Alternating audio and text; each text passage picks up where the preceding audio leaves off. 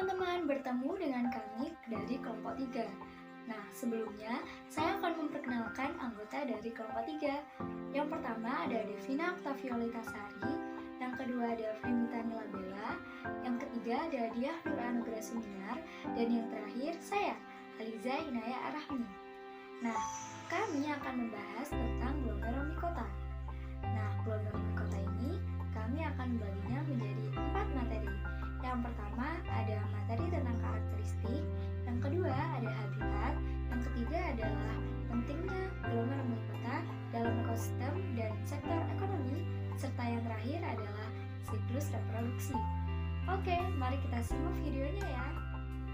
Perkenalkan, nama saya Devina Octaviolita Sari, NIM 200210103044. Di sini saya akan menjelaskan tentang karakteristik pada jamur glomeromikota. Karakteristik yang pertama yaitu glomeromikota membentuk simbiosis yang luas di bumi. Yang kedua, fungi ini mewakili kelompok endomycorrhiza yang berada di akar lebih 80% dari tanaman darat di dunia. Yang ketiga, divisi glomeromikota dikatakan sebagai satu-satunya fungi yang mampu membentuk asosiasi mycorrhiza arbuscular atau yang biasa didengar dengan FMA. Selanjutnya, fungi ini tumbuh di dalam akar pada sebagian besar tanaman dan termasuk obligabiotor atau hidupnya berparasit pada tumbuhan yang hidup.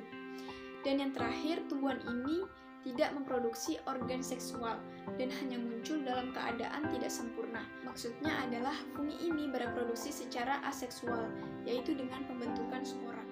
Perkenalkan, saya Haliza Inaya Arahmi dengan NIM 200210103108 akan menjelaskan tentang habitat glomeromikota. Glomeromikota didistribusikan di seluruh dunia, menempati hampir semua bioma planet ini. Mereka cenderung lebih banyak dan beragam di ekosistem tropis. Jumlah spesies terbesar ada di Asia, diikuti oleh Amerika Selatan.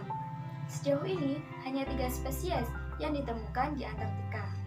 Mereka dapat hadir di lingkungan yang terganggu, terkait dengan tanaman, dan lebih banyak di ekosistem alami darat, dari hutan tropis hingga gurun. Lebih dari 40% spesies dalam kelompok ini adalah kosmopolitan, dan hanya 26% endemik, sedangkan sisanya memiliki distribusi terpisah. Perkenalkan, saya Diah Nur Anugrah Suminar, NIM 20021010103106. Saya akan menjelaskan pentingnya jamur glomeromikota di dalam ekosistem dan di sektor ekonomi. Peran jamur glomeromikota dalam ekosistem sangat penting, dengan menyediakan makronutrien yang sangat diperlukan untuk tanaman yang terkait dengan simbiosis. Mereka mendukung pelestarian keanekaragaman tanaman. Selain itu, jamur ini memberikan tanaman simbiotik dengan ketahanan terhadap kekeringan dan patogen. Dari sudut pandang ekonomi, dengan memperkenalkan simbiosis jamur glomeromikota dengan tanaman yang dapat dibudidayakan, kelangsungan hidup mereka meningkat, hasil mereka meningkat, dan produksi juga meningkat. Jamur ini digunakan sebagai inokulum tanah atau pupuk hayati di banyak tanaman. Di antara jamur glomeromikota, beberapa spesies yang termasuk dalam genus Glomus dapat ditunjukkan, yaitu genus jamur Arbucular mycorrhiza atau AM, dengan spesies yang membentuk asosiasi simbiosis yang disebut mycorrhiza dengan akar tanaman. Ini adalah genus paling banyak dari jamur AM dengan 85 spesies yang dijelaskan. Perkenalkan, nama saya Frimita Nilabella, NIM 200210103056. Di sini saya akan menjelaskan tentang reproduksi pada glomeromikota. Fungi yang berasal dari filum ini melakukan reproduksi dengan menghasilkan spora aksesual yang disebut glomerospora, dan hingga saat ini belum ditemukan spora seksualnya. Baik, di sini akan membahas cara terbentuknya spora pada beberapa genus. Yang pertama, ada glomus. Proses pembentukan spora pada glomus merupakan hasil ukuran maksimal antara dinding hifa dan dinding spora yang bergabung atau tidak ada sekat. Lapisan luar dinding spora sering mengempas apabila sudah tua. Yang kedua, ada akulospora. Pada perkembangannya, pembentukan spora dimulai dari terbentuknya sakule. Sakule berkembang dari ujung hifa yang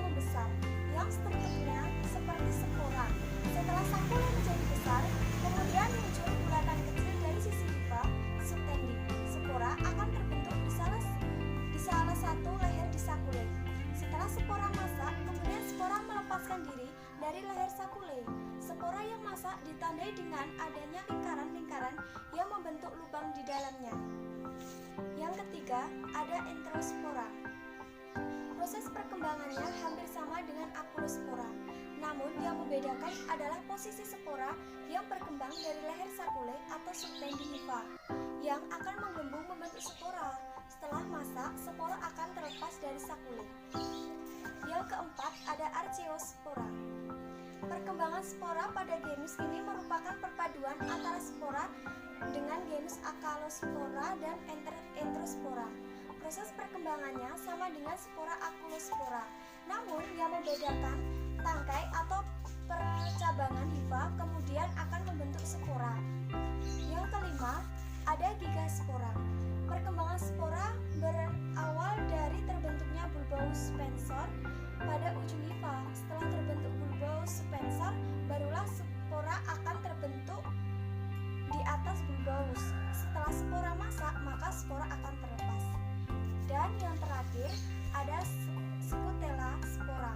Proses perkembangannya hampir sama dengan pembentukan spora pada gigaspora, yaitu terbentuknya dari bulbous spensor.